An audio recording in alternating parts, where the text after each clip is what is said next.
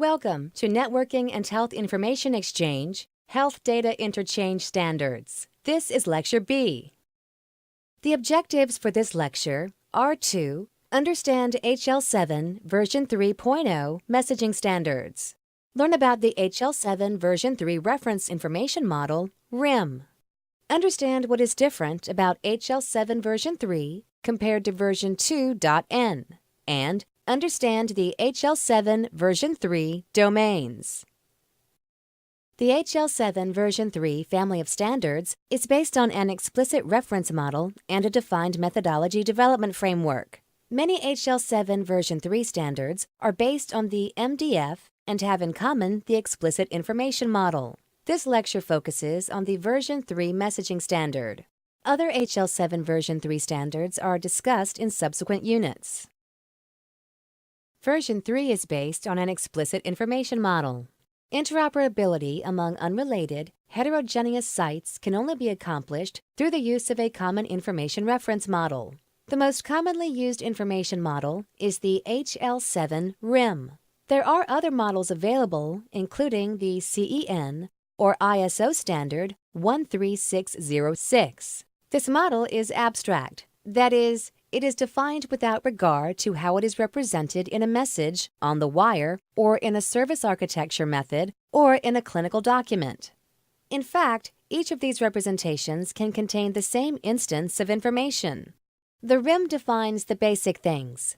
See Lecture 5a, or nouns and the relationship or linkages among those things or phrases. At the basic level, the RIM defines entities and acts and includes the role of the entity, the participation of the entity with the act, and the act relationship. If the RIM becomes the basis for the identification of data elements and is used in the exchange of data, two unconnected groups can, through the common RIM, understand and use the data.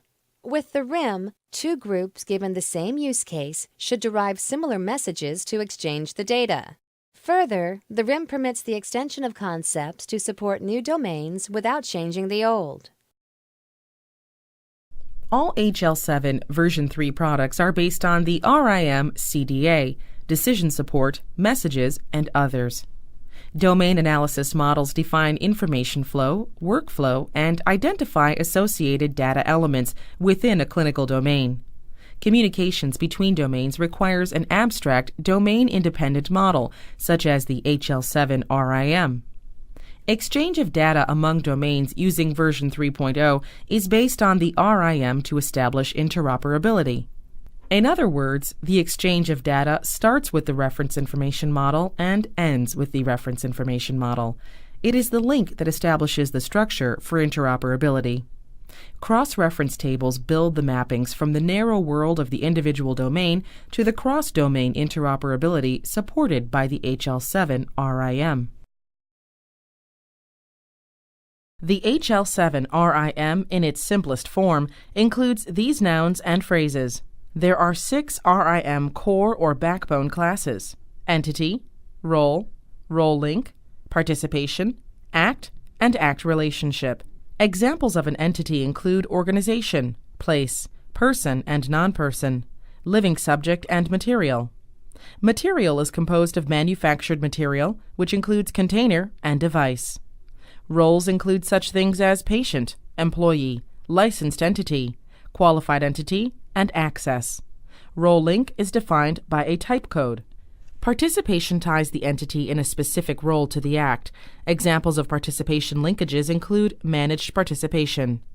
ACT represents the verbs of the model. ACT includes a class code and a mood code, which identifies the status of the act, such as ordered, result, etc. Examples of the ACT class are document, which encompasses context structure, working list, device task, control act, patient encounter, exposure, supply, which also includes diet, procedure, which also includes substance administration, account, observation, which also includes diagnostic image and public health case, invoice element, financial transaction, and financial contract. ACT relationships include components and supported by whom. It is defined by a type code. The HL7 development framework defines the methodology for mapping a local domain system into a common reference model, in this case, the HL7 RIM. This mapping uses the UML-based domain analysis model, which is created by the domain experts. A DAM helps answer the questions: what do you do? What data elements do you use? What is the data flow? And what are the decision points? So the domain experts create the DAM for that clinical domain, and then it is mapped into the RIM. The mapping is bidirectional. In other words, the RIM may show required changes in the local system as reflected in the domain, and the DAM may show additional requirements for the RIM. Those requirements are added to the RIM through a harmonization process. In any case, this process will yield the required interoperability. RIM harmonization is a continuous process, although at this stage the changes to the RIM are slight and few.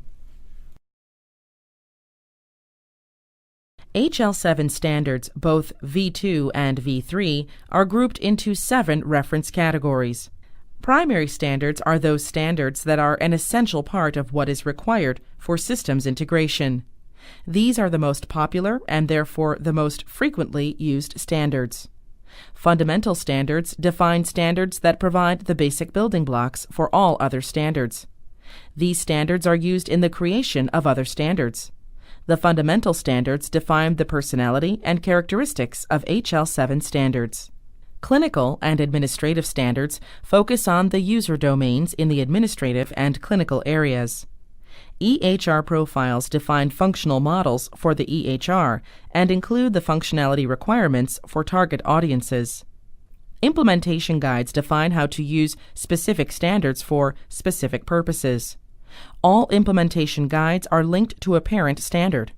Rules and references are not really standards, but provide structures and guidelines for software and standards development.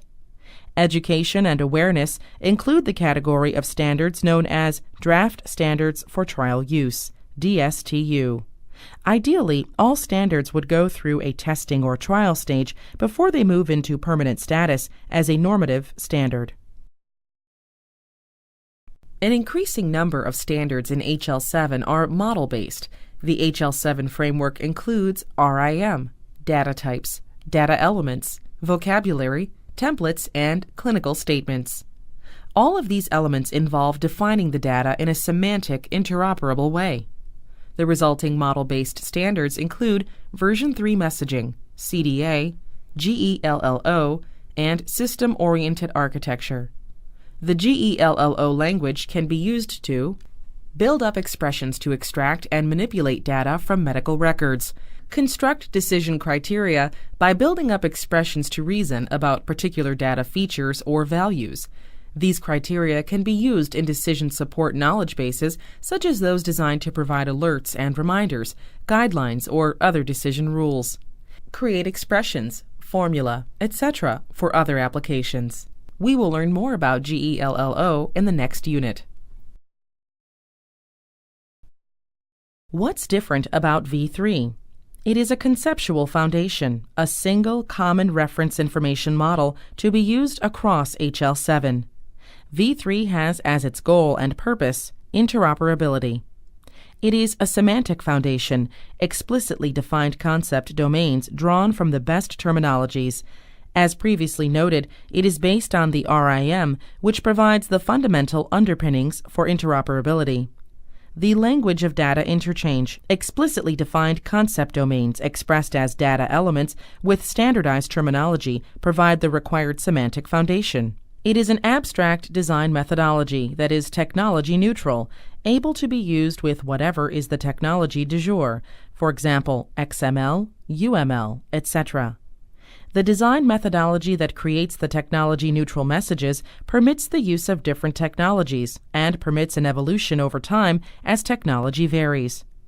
It may be used to maintain a repository or database of the semantic content to assure a single source and enable development of support tooling.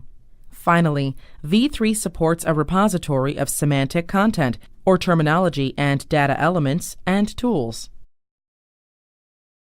The repository of common components for the semantic base are maintained in an HL7 model repository. These include such things as the RIM, vocabulary, storyboards, interaction models, message designs, and message constraints. Tools support the management of the HL7 model repository. Tools also support semantic specifications, abstract information structures that are used in messages, templates, and documents.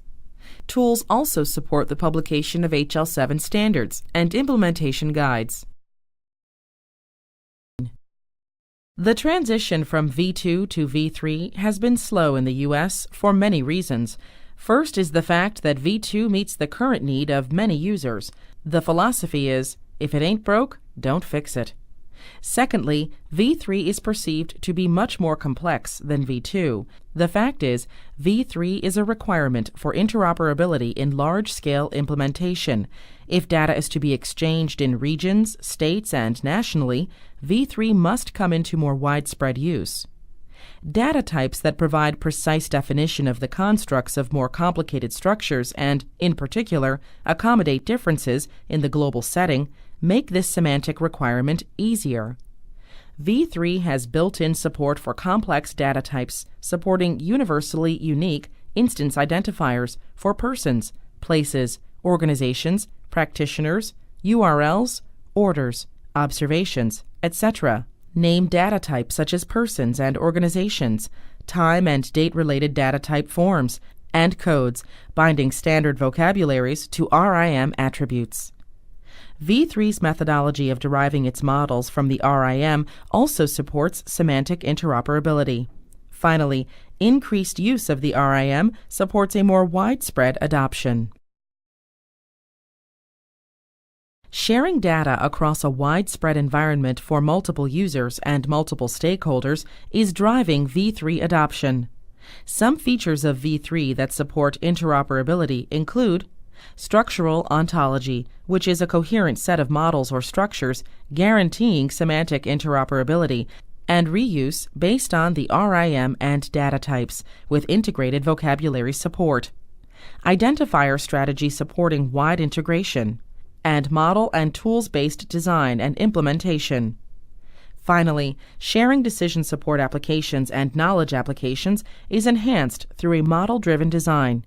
The same information is represented the same way everywhere, using the RIM with the binding to structural and standard vocabularies.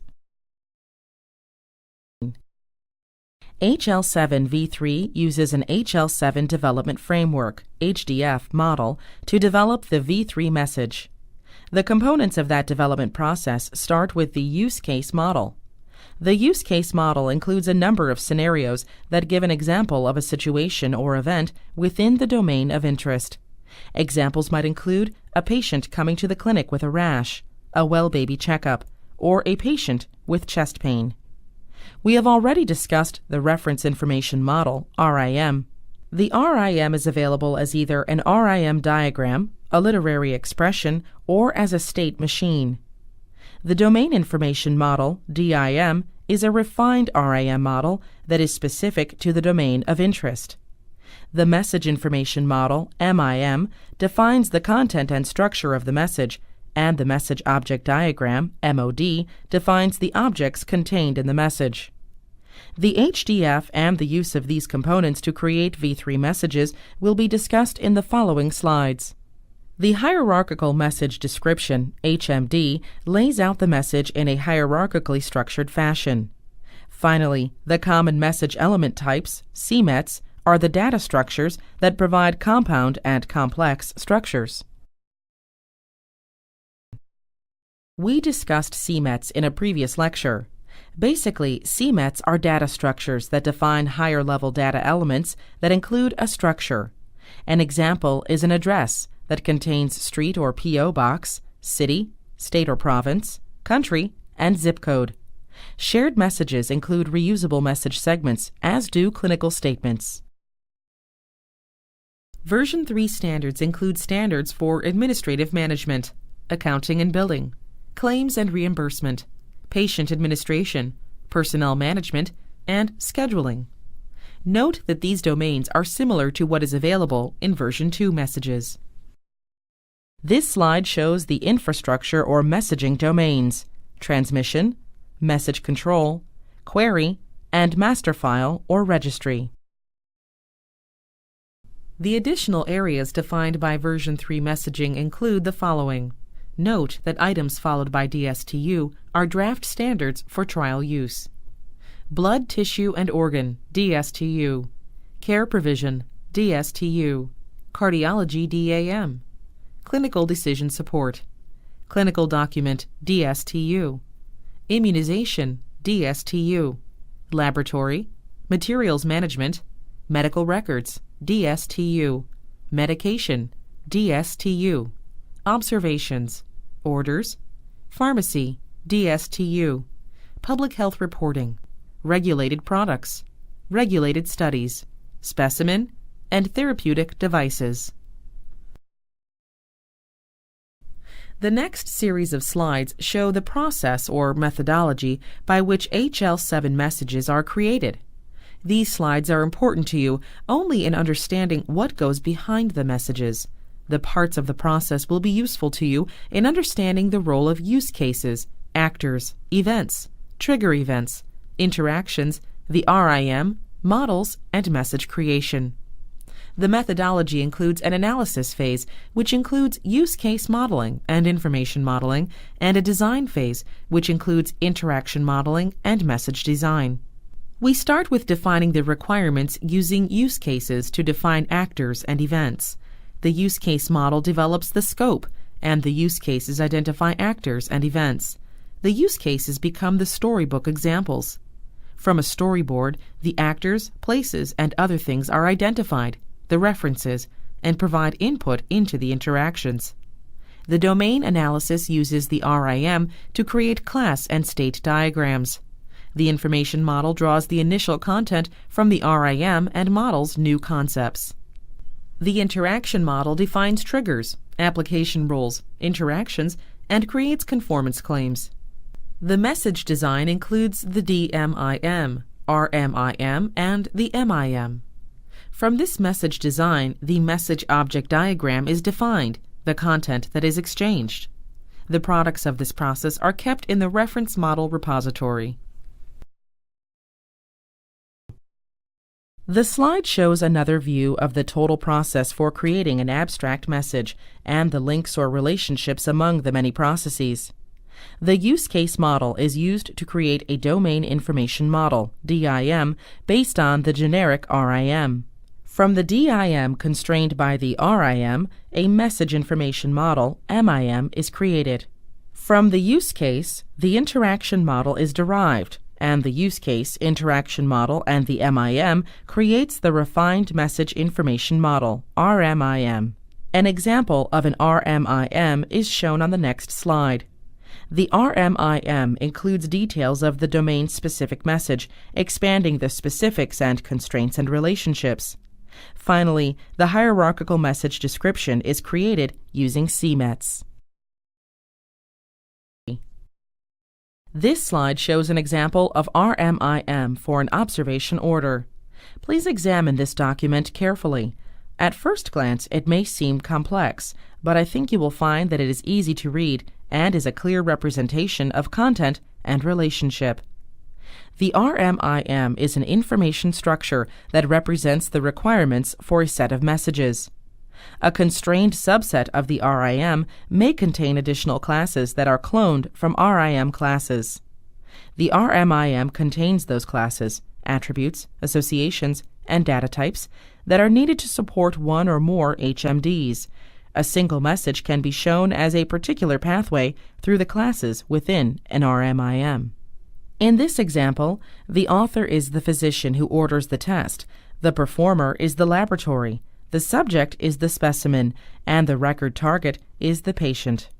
CMETs are used to define the data structures of the physician, performer, specimen, and patient. The RMIM defines all of the components and their characteristics for creating the data. The attributes of the RIM components are included. For the observation order, the attributes include the class code, the mood code, ID, and other context-specific data.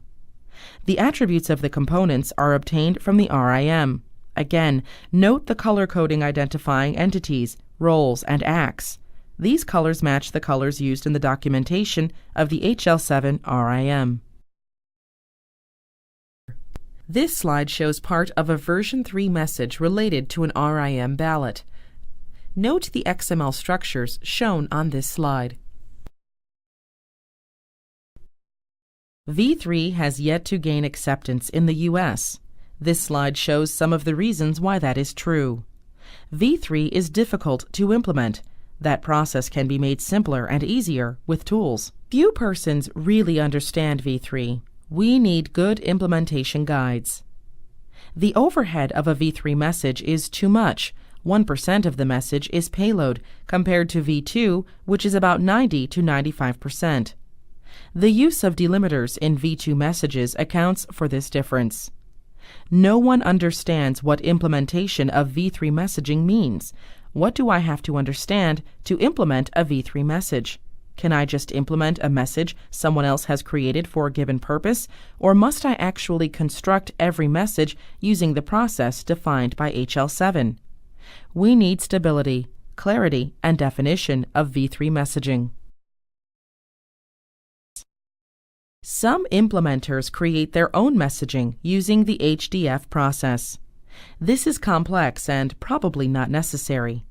HL7 has begun to build a library of V3 messages developed by HL7 experts in different areas and clinical domains. How many V3 messages are required to support robust EHR, Regional Healthcare Information Organizations, RHIOs, and Nationwide Health Information Networks, NHINs? Could we meet data interchange needs with only a few messages with constraint mechanisms? This concludes Lecture B of Health Data Interchange Standards. You learned about developing a model-based data interchange standard in this section. It is just coming into use in the U.S. This section also introduced an approach to planning for what system you need, the development and use of models, and introduced the concept of a reference information model, which becomes the basis for interoperability among heterogeneous systems. HL7 V3 has been implemented significantly outside the U.S., specifically the United Kingdom and Canada. However, these countries also use V2 for many existing implementations.